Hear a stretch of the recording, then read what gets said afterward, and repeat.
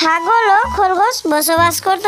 তারা দুজনে প্রিয় বন্ধু ছিল। বন্ধু খরগোশ, খুব পিপাসা লেগেছে, চলো না নদীর ধারে জল খেতে যাই। ঠিক আছে ছাগল, চলো তাহলে দুজনে যাই জল খেতে। খরগোশ আর ছাগল দুজনে চলে গেল নদীতে জল খেতে।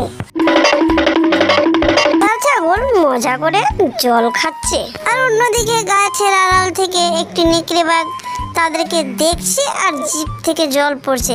আরে বাহ, এ তো ছাগল, আমি তো অনেক দিন হয়ে গেল ছাগলের মাংস খাইনি, এটি ভাবছে মনে মনে। হঠাৎ নেকড়ে বাঘটির মাথায় বুদ্ধি এলো। সে গাছের আড়ালে খুব জোরে জোরে কাঁদতে লাগলো।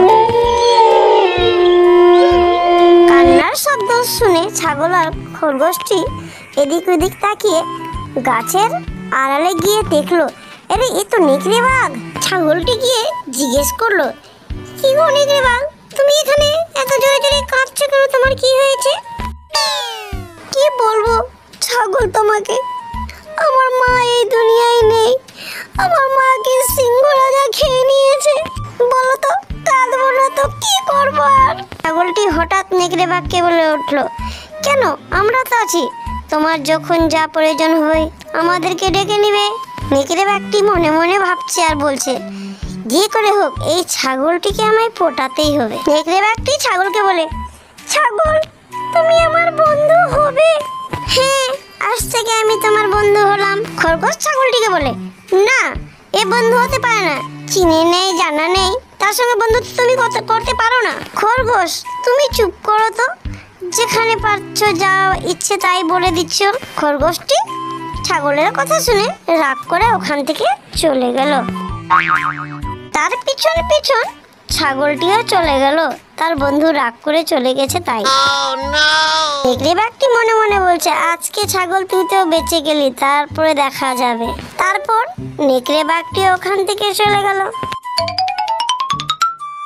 নেকড়ে বাঘটি রাস্তায় যাচ্ছে আর বলছে, এই ছাগল তো আজকে বেঁচে গেল আমার হাত থেকে, এর পরের দিন তো আমি এই ছাগলটিকে আমি পটিয়ে আমি খাবই। খরগোশটি গাছের আড়াল থেকে সব কথা শুনে ফেললো নেকড়ে বাঘের।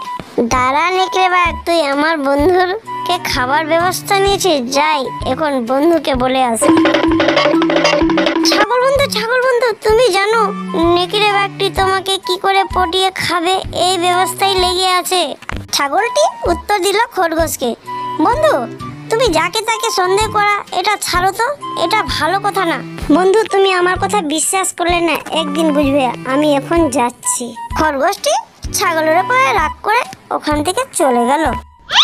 ছাগলটিও রাগ করে ওখান থেকে চলে গিয়ে ঘরের ভিতরে এক কোণে গিয়ে বসে থাকলো। ছাগলটি অপেক্ষা করতে করতে নেকড়ে বাঘটি ছাগলের ঘরে চলে আসে। চলো না আমরা মাকইয়ের জমিতে গিয়ে মাকই খাই, আমরা টাটকা টাটকা। ছাগলটি নেকড়ে বাঘকে বলে, না বন্ধু, আমি যাব না তোমার সাথে, খরগোশ বন্ধু আমার উপরে রাগ করে আছে, চলো না আমরা দুজনে খেয়েও নিব মাকই, আর আমরা খরগোশ বন্ধুর জন্য এনেও নিব, তা দেখে খুবই খুশি হবে খরগোশ বন্ধু। ছাগলটি নেকড়ে বাঘের কথায় খুশি হয়ে গেল মন, আর নেকড়ে বাঘের সাথে ছাগলটি চলে গেল মাকইয়ের জমিতে।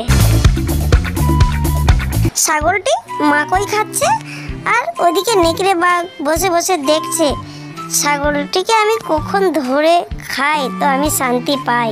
ছাগল পেট ভরে মাকই খেয়ে বলছে নেকড়ে বাঘকে, বন্ধু এবারে চলো আমাদের বন্ধুর জন্য মাকই নিয়ে যাই। নেকড়ে বাঘটি ছাগলকে বলে, ছাগল আমার তো এখন পেট ভরেনি, আমি তো কিছু খাইনি, এবারে আমি তোমায় খাবো। কি বলছো বন্ধু, তুমি তো আমার বন্ধু হলে, আর এইভাবে আমাকে কথা বলছো খাবার কথা, তুমি তো আমাকে ঠকিয়ে নিয়ে এসছো। নেকড়ে বাঘটি ঝাঁপিয়ে পড়লো ছাগলটির উপরে। ছাগল এবারে তো আমি তোমায় খাবো, কেউ তোমায় বাঁচাতে পারবে না, বাঁচাও, কেউ আছো আমায় বাঁচাও। বাঁচাও বাঁচাও শব্দ শুনে খরগোশ বন্ধুটি তার বন্ধু সবকে দলবল নিয়ে চলে আসে নেকড়ে বাঘের কাছে। ছাগলটি বলে, বাঁচাও বাঁচাও।